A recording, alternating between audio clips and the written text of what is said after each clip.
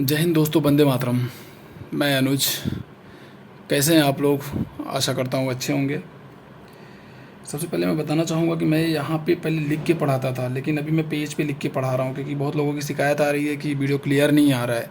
तो देखो, पेज पे ही पढ़ाओ ना, कॉन्सेप्ट क्लियर करो और मतलब चीज़ें क्लियर दिखें। जब तक सब चीज़ें मतलब बोल रहे हो आप और क्लियर दिख नहीं रही है ना, तो फिर पढ़ने में भी इंटरेस्ट नहीं आएगा। तो मैं सोचा कि पेज पे लिखता हूँ, बस क्लियर दिखेगा, आपका कॉन्सेप्ट क्लियर होना चाहिए। बस ज़रूरी है कि आप ब्लैक बोर्ड पे पढ़ो नहीं, कहीं भी पढ़ो आपको आना चाहिए, बस क्वेश्चन होना चाहिए। ठीक है। हमारा क्या बचा हुआ था, जिह्वा के आधार पे, जैसे कि मैंने अपने लास्ट वीडियो में बताया था कि अभी जिह्वा के आधार से पढ़ना शुरू करेंगे स्वरों को। ठीक है। अभी थोड़ा सा बचा हुआ है स्वर, बाकी इसके बाद व्यंजन पढ़ाएंगे। तो आ जाओ, ज़्यादा टाइम नहीं लेंगे, कॉन्सेप्ट को जल्दी जल्दी क्लियर करते हैं। ठीक है। तो जिह्वा के आधार पे स्वर कितने प्रकार के होते हैं? 3 प्रकार के। कौन कौन से? अग्रस्वर, मध्य स्वर और पार्श्व स्वर। ठीक है। अग्रस्वर में कौन कौन से अक्षर आते हैं वो देख लेंगे। अग्रस्वर होता क्या है पहले ये जान लो। जीभ के अगले भाग से जिन अक्षरों को बोला जाए उन्हें अग्रस्वर कहते हैं। ठीक है। जैसे इ ई ए ए, इ ई, अभी अभी ट्राई करो, इ ई ए ए। तो जीभ जो होता है, जीवा, इसका अगला भाग जो होता है ना, उसी से देखो, उसी पे बल पड़ रहा है, प्रेशर पड़ रहा है, मतलब अनुभव करो थोड़ा एक बार ट्राई करके। ठीक है। ई ई ए ए। एंड सेकंड क्या है हमारा? मध्य स्वर। मध्य स्वर जीभ के मध्य भाग से जो चीज़, मतलब जो अक्षर आता है, अब न तो अगला भाग न तो पिछला भाग, मध्य, बीच से कौन सा अक्षर आ रहा है, वर्ड आ रहा है? अ बोलिए तो देखिए जीभ के ऐसा लगेगा ना कि मध्य से आ रहा है, अ। ठीक है। लास्ट कौन सा बचा हुआ है? पश्च स्वर। पश्च स्वर मतलब जीभ के पश्च भाग से, अब पीछे वाले भाग से। अभी अगला हो गया, मध्य हो गया, अभी पीछे वाले भाग से क्या आ रहा है? अ आ, इ ई, ओ औ। ठीक है। आ, एक आगत भी इसमें ऐड किया है, आ। मतलब जरूरी नहीं कि तालू में जीभ टच हो, लेकिन एक आपको अनुभूति होगी ना कि कहाँ से आ रहा है। आ, जीभ अपना वर्क कर रहा है, कहीं टच नहीं हो रहा है, लेकिन जीभ का प्रेशर कहाँ, इंगित का मतलब इशारा किस तरफ कर रहा है? पीछे की तरफ, बीच की तरफ या आगे की तरफ। ठीक है। अब दूसरा हमारा क्या है? मुख खुलने के आधार पे कितने स्वर होते हैं? 4 होते हैं मुख खुलने के आधार पे। संवृत्त स्वर, अर्धसंवृत्त स्वर, वृत्त स्वर, अर्धवृत्त स्वर। कौन कौन सा? संवृत्त स्वर, अर्धसंवृत्त स्वर, वृत्त स्वर, अर्धवृत्त स्वर। अब आ जाओ देखते हैं संवृत्त स्वर में कौन से अक्षर आते हैं। ई, बड़ी ई, ऊ, बड़ा ऊ, ई ओ, ये हमारा संवृत्त अक्षर हो गया। ठीक है। अर्धसंवृत्त में कौन कौन सा आता है? ओ और ए, ओ ए, ओ ए। ओके। अमृत स्वर में कौन सा आता है? आ। ठीक है। अर्धवृत्त में कौन सा आता है? अ ए आओ आ। कौन कौन सा? अ ए आओ आ। ठीक है। आगे ये सब क्लियर करेंगे कॉन्सेप्ट और भी। ओठों के आधार पे, मतलब ओष्ठों के आधार पे कितने स्वर होते हैं? 2। वृत्तमुखी स्वर, आवृत्तमुखी स्वर। कौन कौन से? वृत्तमुखी स्वर, आवृत्तमुखी स्वर। वृत्तमुखी स्वर में कौन से अक्षर आते हैं? ओ मतलब छोटा ओ और बड़ा ओ आओ, आ, एक आगत भी इसमें ऐड किया है वृत्तमुखी में। ठीक है। मतलब बोलते समय होठों से वृत्त बनाए। अब जैसे बोलिए और होठों से वृत्त बनाए। होठों से वृत्त तो आप जानते होंगे कैसे बनता है। ठीक है। तो बोलते समय ना होठों से एक वृत्त जैसा अनुभूति करिए कि वृत्त बना रहा हूँ, तो ऐसे ही वर्ड निकलेंगे। ठीक है। आवृत्तमुखी में आ जाइए। अ आ, ई ए। ये इसमें मतलब बोलते वक्त ना वृत्त नहीं बनता है। ठीक है। इसमें बोलते वक्त वृत्त नहीं बनेगा, और ये बोलते वक्त ना एक वृत्त जैसा अनुभूति होगी आपको, मतलब होठों से। ओके।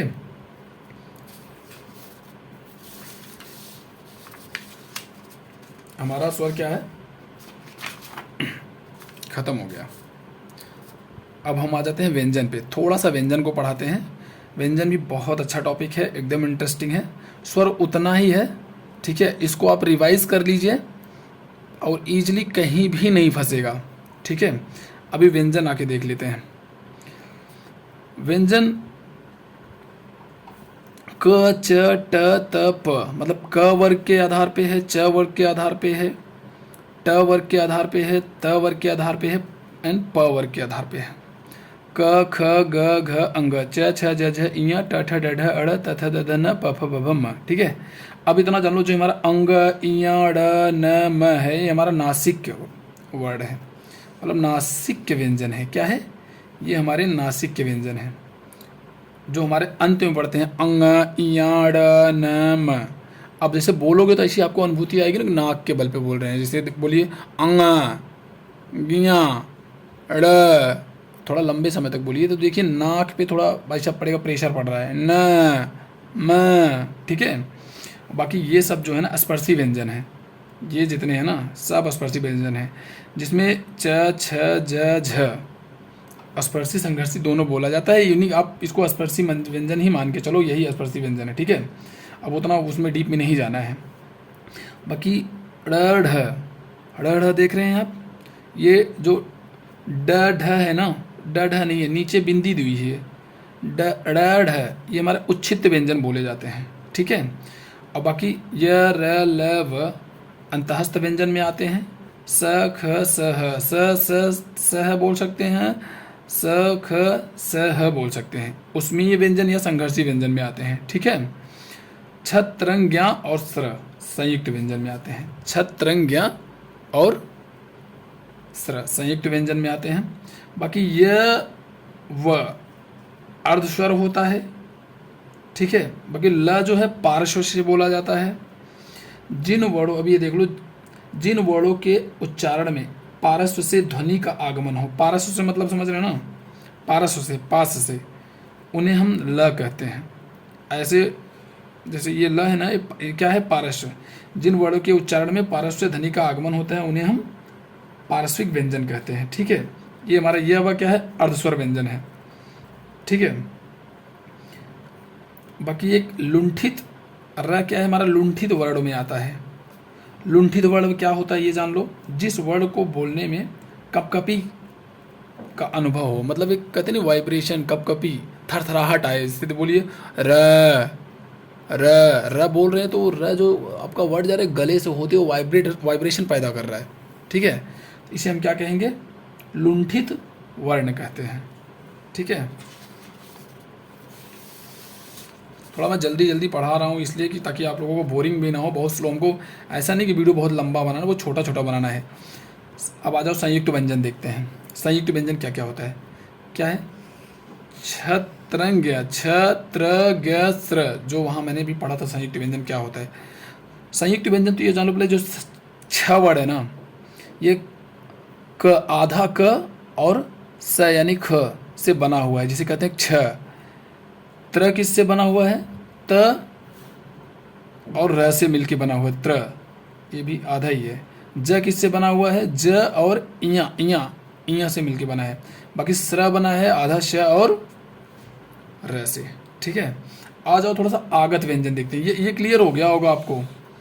ठीक है, संयुक्त एग्जाम में ऐसे नहीं आएगा, एग्जाम में सिर्फ ऐसे आता है कि संयुक्त व्यंजन कौन सा है, किससे बना है, किससे नहीं बना है। ये नहीं पूछता, कभी कल पूछ लिया कि ज्ञ किन वर्डों से मिलके बना है, तो आप बता सकते हैं ज और य से मिलके बना, ज और य से मिलके बना है। बाकी आ जाओ आगत व्यंजन को देख लेते हैं कौन कौन सा है।